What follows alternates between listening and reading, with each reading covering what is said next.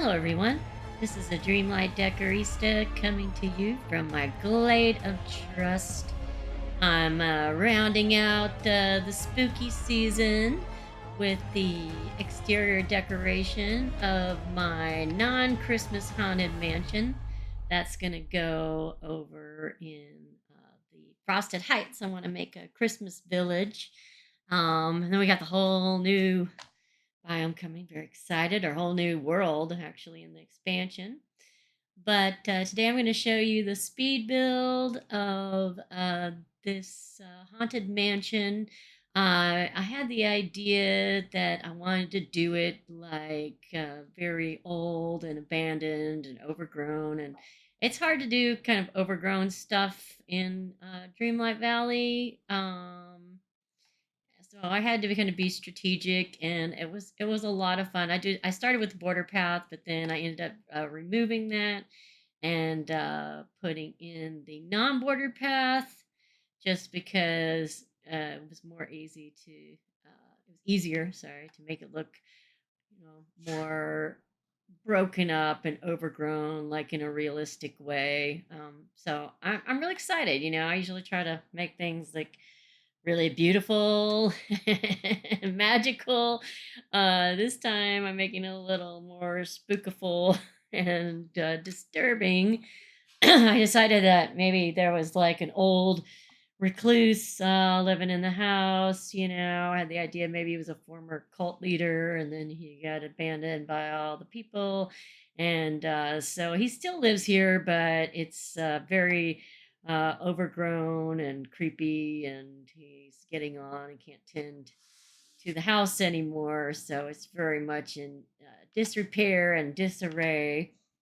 And he wishes the kids would come by like on Halloween and stuff because he really is not like a terrible person. But all the kids totally in the neighborhood are completely scared of him.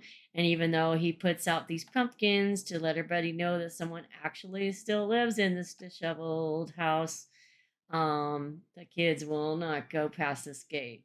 I mean, sometimes they'll get to the little pet cemetery there on the right, but if they get that bold, they usually run from that point.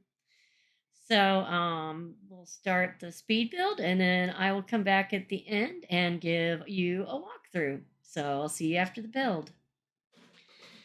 So I've already set up my staging area for the build. I put like the spooky fountains, lots of pumpkins, the cool Nightmare Before Christmas arches, and just kind of any kind of spooky thing that I think I would need. Getting my placement set up in the Glade of Trust, figuring out like what path I want to use, the black or white brick. I started out with just like the white brick and the main area and walkway of the house. I thought it blended more nicely with the red brick of the house. But I did the front entrance to the gate in the black and soon realized, that I did like the black better, but I did leave some of the white brick against the actual house, just in a little kind of area, like a lip of the house, just for that nice contrast. I do like using different floorings or different pathways together. It's really fun. It can create just really interesting looks, and I think can really work when it's done well. Right now, I'm placing the little plots of dirt that we make the planters out of. I use that as my grave sites in the Forgotten Lands, and it worked out really nicely. I usually embellish it a lot with like stony terrain, the terrain that has like the stone edges, also rock rug or rocky terrain from Scrooge Store. Works really great in these more haunted builds. I use it quite a bit more in this build than I thought I would after I had added like the sort of the Ponce de Leon Fountain of Youth ruin to the build, but more about that later. So right now I'm just trying to set up the pathway, my little cemetery area. I moved it around quite a bit. As you can see, I don't go into these builds just like, oh, I know exactly what I'm going to do, and it's just going to go off without a hitch. It's a lot of trial and error. It's a lot of looking at it, stepping back, changing my mind about what things should be, or sometimes even a whole vibe. Like, you get one inspiration or something looks really incredible, and that can change the rest of the build for you. And I love when that moment happens. The first moments, it's just like anything is possible. But, the further you get into the build, you start getting your momentum, as you can see from the sped up version of my build and a little bit edited. So you didn't have to sit through all of that, but I tried to get everything, all the important pieces of the build into this video. I did want to use a pipe organ outside. I've seen a few people's builds, and it's just so cool, and it's just a really nice piece. I will probably use it on the inside decor when I finally do that as well. But I know you don't normally have a pipe organ on the exterior. It would get destroyed really fast, and I'm sure it looks like it plays, though, because those little skeletons come out of it. Maybe it's playing because it's haunted and not because it actually works. That's even scarier, like, oh, there are no batteries. Why is it working? And so, yeah, I was going to do the, graveyard and the pipe organ area, which was going to be sort of a funerary arrangement. I had gotten that the Cortez gold, which has a lid kind of sliding off, and it does look coffin-esque. But the problem with that is, at the end of the day, it did look like a chest of treasure and not like a person was in there. So right now I'm working on my entrance to the Haunted Mansion. Kind of the most important things that you can establish at the beginning of the build. Your views around the build. What are you looking at when you're looking at your built structures? And the entrance is the most important part, because that's where you transfer yourself from a different world into this spooky, disheveled, and broken down and scary world. And I didn't get to do the last Halloween Star Path because I started playing at the end of December. So I'm always kind of frustrated that I don't have more spooky stuff, like when it's time to do these scary or unhinged builds, because I would love to have those pieces that I've seen. So that's why I use sort of the dirt plots as graves, but it's worked out really well. And in the other build that I did in my Forgotten Lands, like I had like Anna's statue, Prince Eric's statue as headstones, just because it looked really cool, kind of like the Garden of Good and Evil. So it was like Savannah, Georgia book.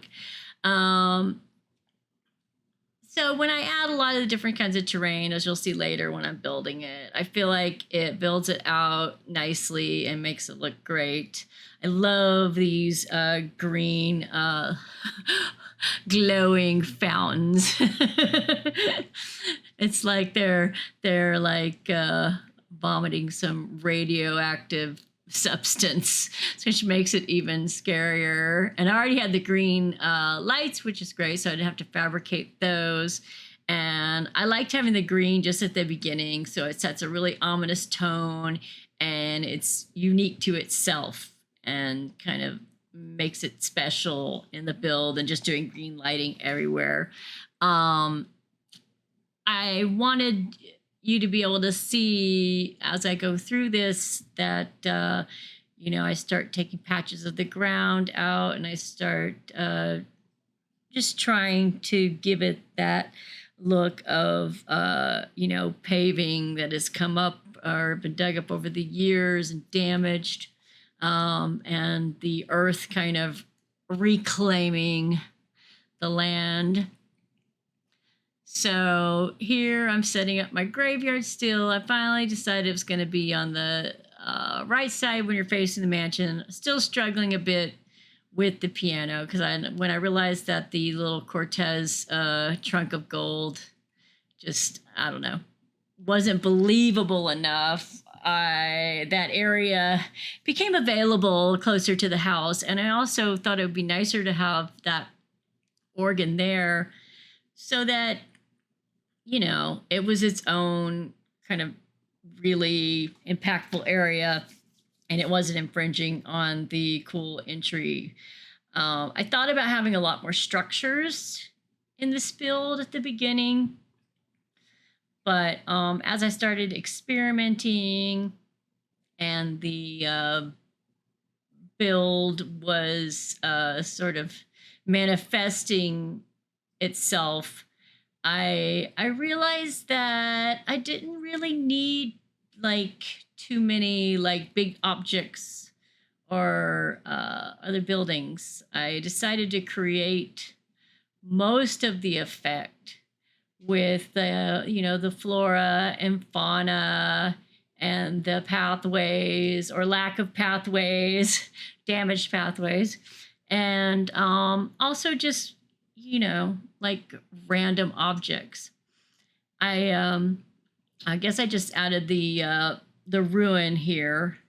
When I moved that, I felt like I needed something terrain like there, and in the time that this house would have been built, it's like antebellum South. It would have been the mid to later 1800s, and at the time people were romanticizing the fall of Rome, or like a lot of the ancient great civilizations. So they started building fake ruins in their yards. Mainly wealthy people. The poor people didn't really have the fake ruins. They didn't want to like have a ruin near their house. They wanted it to be nice. But so they used to do that. And it was lovely. Like I've seen drawings and some photos, and I love ancient ruins or fake ruins. So it was right up my alley. I first put the piece on that little kind of stony looking pathway because I like to use that as a base sometimes for sculptures, but I felt like it made it look too much like it was just not a part of everything. And I didn't want to get rid of it because I actually really liked it and wanted to make it work. And I'm really happy that I figured out a way to make it work at the end, which, 2 words, rock rug or rocky terrain, really helped blend that in with the pathway. That is another reason that I decided to take out most of the white pathing and the white brick, and just do the black brick. I don't know why I was thinking it would be too dark, but it's a haunted build, and I'd also just done that pathing in the glade before, so I guess I was just trying to do something different. But in the end of the day, once you're really deep into the build, you start knowing what's going to work and what is not going to work. I don't know about the other content creators out there, but there's always that period of time when you're building when you're like, I don't even really know what I'm doing. Is this just like a hot mess and a disaster? So yeah, here you can see the rocky terrain, and then I did the pathing that has a pebble borders around the graves. And so that works out so well. I love that so much. Um, and I think it worked really well here. I love these Beauty and the Beast candelabras. I use them a lot in my Beauty and the Beast build, and I just thought they worked great here. And also the spooky pedestals we got from the Star Path. I used I have those in like 3 or 4 biomes. They're just fantastic. We don't have that many pedestals in the game that you can stick items on top of. I wish it was a little bigger so we could put something up to 4 squares on there. That would be really nice. But it's kind of a 1 square object. So thank you for making that candelabra like a 1. Oh, so right here, I'm trying to find the beach grass that you can actually nestle items into.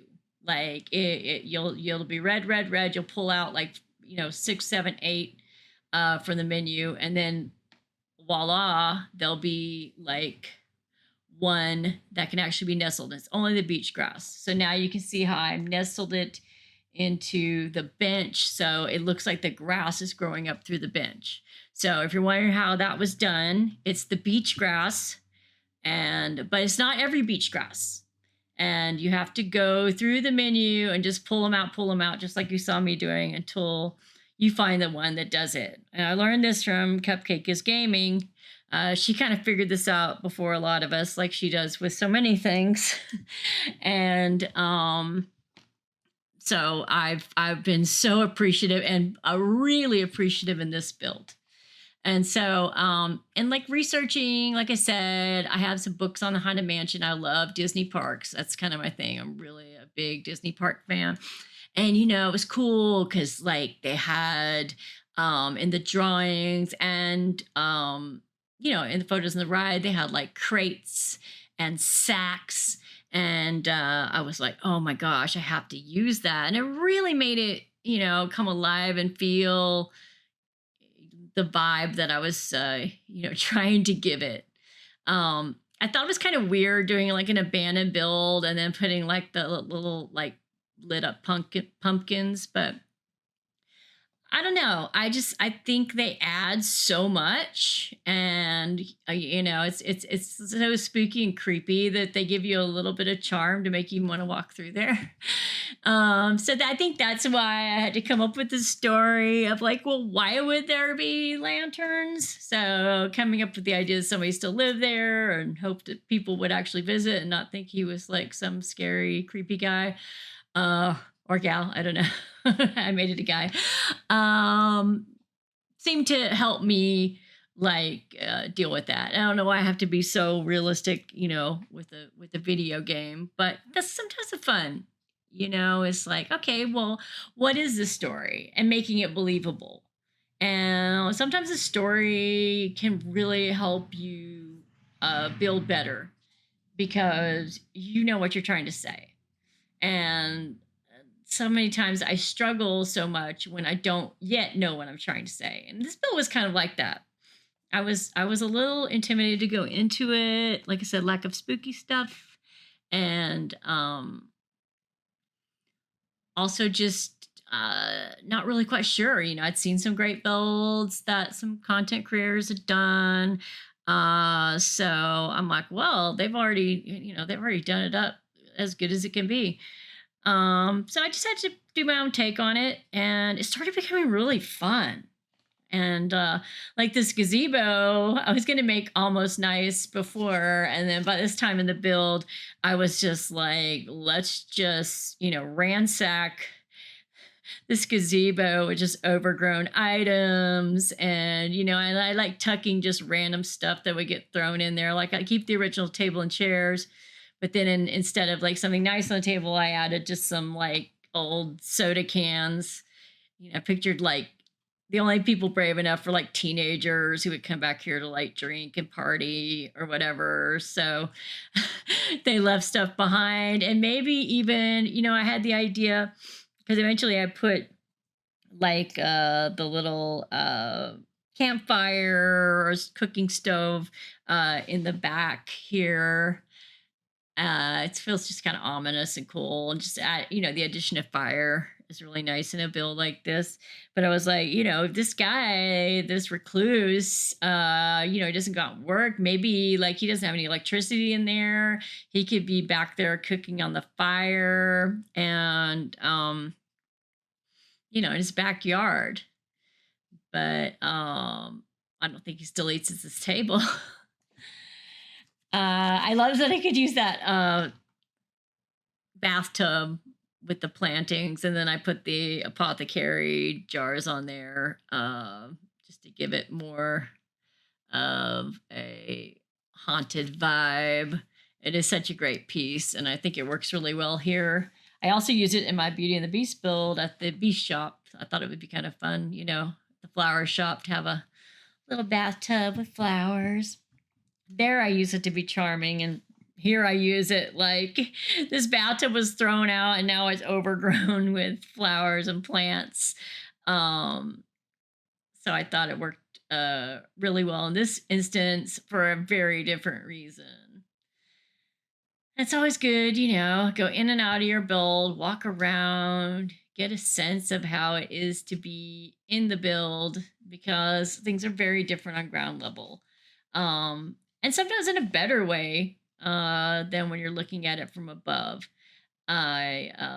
This build especially, looking at the build, looking from above, it doesn't seem, like that exciting to me. But then when I would get out of it and go experience the build in first person, it was really nice. It had like some ambience and vibe that I didn't even pick up on when I was above. My main goal when I was doing this was to make it as just the overgrown parts. Kept having to pull out patches of the paving or pathway over here, and in the Oregon area, I had decided to use the non-bordered path. When I first started the build, that central path leading up to the house, I did as bordered, thinking, oh, it's a central path. And, maybe it gets more disheveled as it gets to the sides. But as I started working on this back area and the side areas, I started realizing that the non-bordered path just works so much better for this whole concept. And it was just so much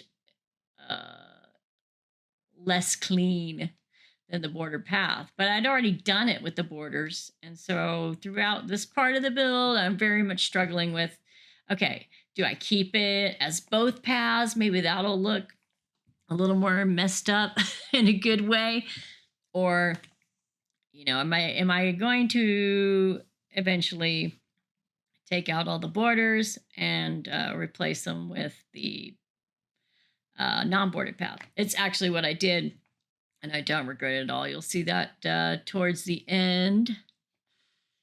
So right here, I'm building up the back area of my house. Now, I didn't leave a ton of space back here, but just enough to, I wanted to create, like I said, it's like adjacent to the gazebo, kind of where the teenagers would hang out and leave their trash. Possibly the homeowner just threw out old appliances. I remember like traveling on the train through the country, and sometimes in these like towns that like had in the Industrial Revolution, they were really happening, but they were almost like ghost towns. And you just see, like bathtubs and toilets in the yards on the side, just these like dilapidated houses.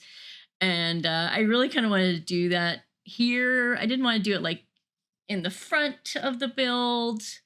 I didn't want to get that cheeky yet with it, but as I was working on these back areas, there's not a lot of space to make an impact, and it's kind of it's a back area. It's not something that pictures you're taking from the front of the whole build, so you can kind of have a little fun with it. And I really did. I think right here, yeah, utilize my crates. I love that you can put like items on the ground of the house. Like so many of the houses, the spaces, the amount of squares they take up that are beyond the edges of the house are kind of crazy, kind of like the Beast Castle. Like you can't put anything with like 4 squares around the castle, and it makes it very difficult. I struggled with that when I did my build, but it ended up really nice.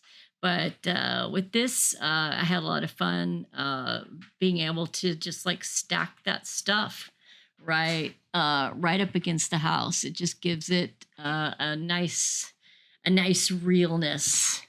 So I did. Luckily, I have tons of wood, so I was able to craft a lot, and I love those low kind of empty crates too.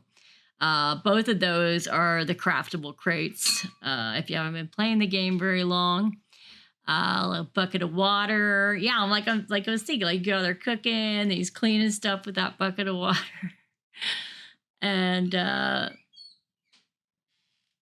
yeah, it turned out really really fun and funny. And I end up putting in an old refrigerator. The one, yeah, I think there's a bench. I think the refrigerator's coming next. Oh, there's a teapot that was supposed to be on the table under the gazebo, but I decided instead to do the cans. So I thought they would have just chucked that teapot just in the grass.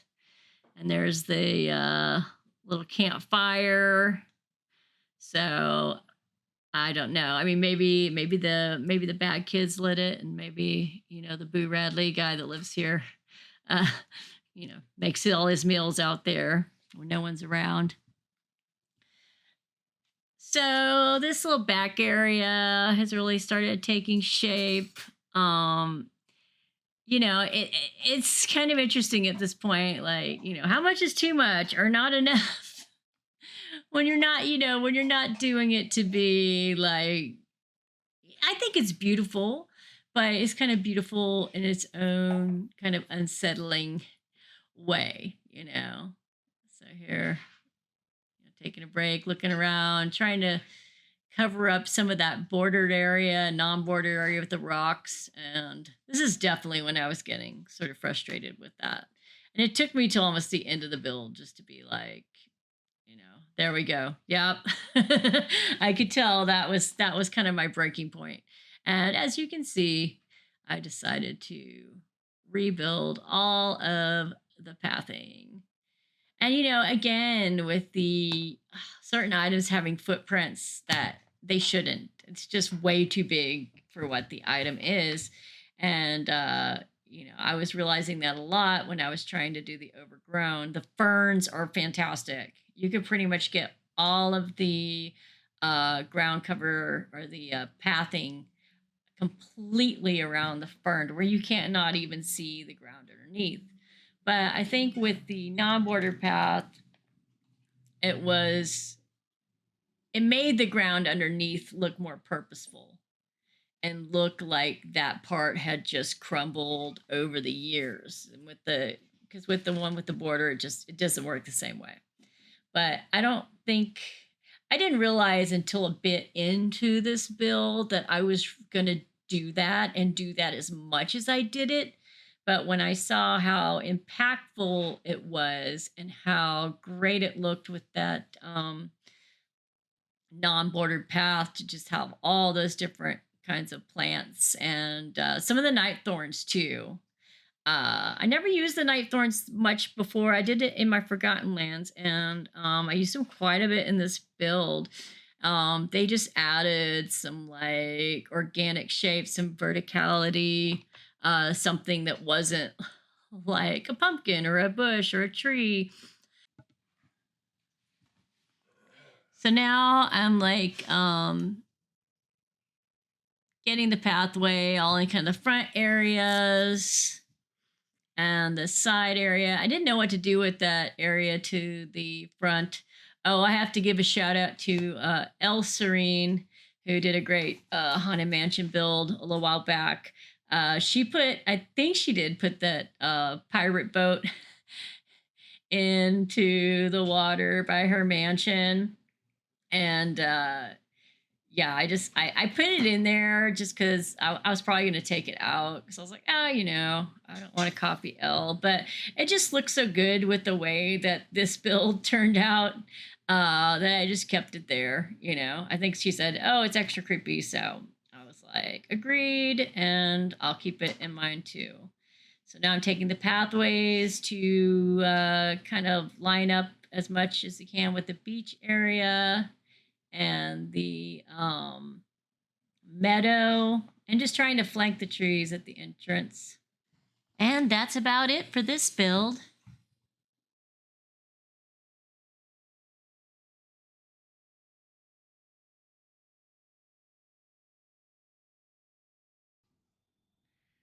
Well, welcome back. I hope you enjoyed the speed build. And now I will give you a walkthrough and overview of my spooky, abandoned, or not really abandoned, but partially abandoned haunted mansion tour.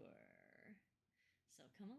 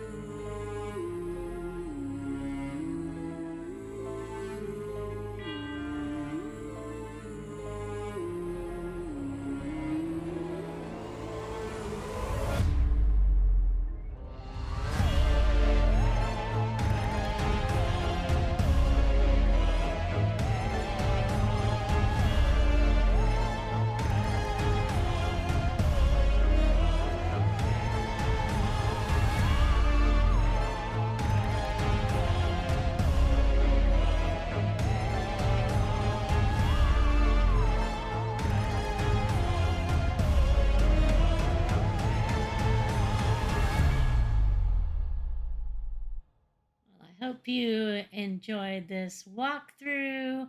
I really enjoyed creating this, and it turned out really great. I just had to kind of let myself go to kind of let it go and not be too perfect about everything, but also, create a very interesting and spooky and overgrown tableau, which I think I accomplished. So I'm really happy. And I'll probably keep this build this way. And I'm planning to going and putting the Tower of Terror over here in this part of the glade. So I wanted to make it like kind of a continuation of this concept, except it was the, abandoned hotel, Grand Hotel. So it's going to be like one of those things to where I wanted to feel like everybody just disappeared one day and left everything behind, but it's been left behind for quite a long time now. So I think that'll be fun. I may keep the carousel with it, like maybe like a kiddie part, and like it still works. So it's really creepy. But I don't know. I may move it somewhere else. I haven't figured out. I love the carousel, but I don't have an amusement park right now.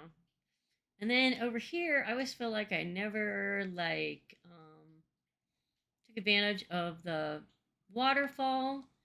So and just that really cool, spooky. Let me just get this crazy.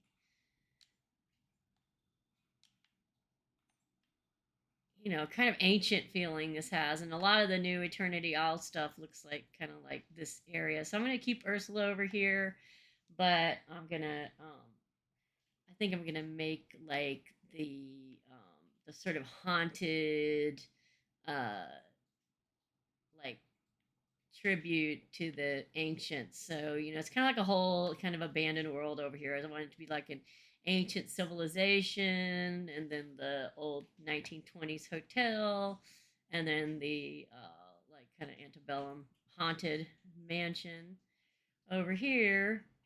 And the scariest person of all, Mother Gothel is over here with her crazy mirror. I love that mirror. So, yep, that's my plan. I want to try and get as much of this valley done up before we get our new Eternity Isle. I know it's going to be pretty soon now, so I'm super stoked. And I hope you enjoyed this tour today. I sure enjoyed taking you on it.